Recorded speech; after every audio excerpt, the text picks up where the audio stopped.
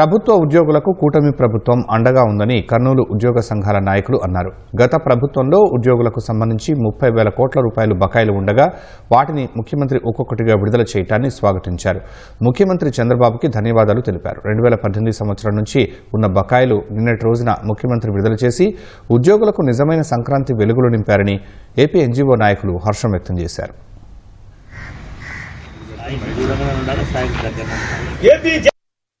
2018కి సంబంధించిన గత ప్రభుత్వం బకాయిలు పెట్టినటువంటి 25,000 కోట్ల నుంచి 30,000 కోట్ల బకాయిలను మరి ఈ ముఖ్యమంత్రి గౌరవనీయులు చంద్రబాబు నాయుడు గారు మరి ఒక్కొక్కటిగా తీరుస్తూ వస్తున్నారు. అందులో భాగంగా పెన్షనర్లకు 20 నుంచి 30,000 రూపాయలు జమ అవడం జరిగింది. నిన్న 30 ఏళ్ల సర్వీస్ ఉన్న ఉద్యోగులకు 2018లో ఉన్న డిఆర్ బకాయిలు ఒక్క నెల జమ అవడం జరిగింది.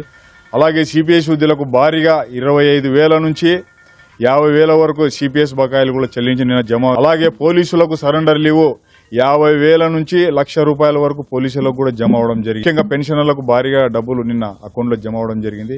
ఈ 1,100 నుంచి 1,200 కోట్ల రూపాయలు గౌరవ ముఖ్యమంత్రి నిన్న అకౌంట్లో అందరి ఉద్యోగులలో జమ చేయించడం.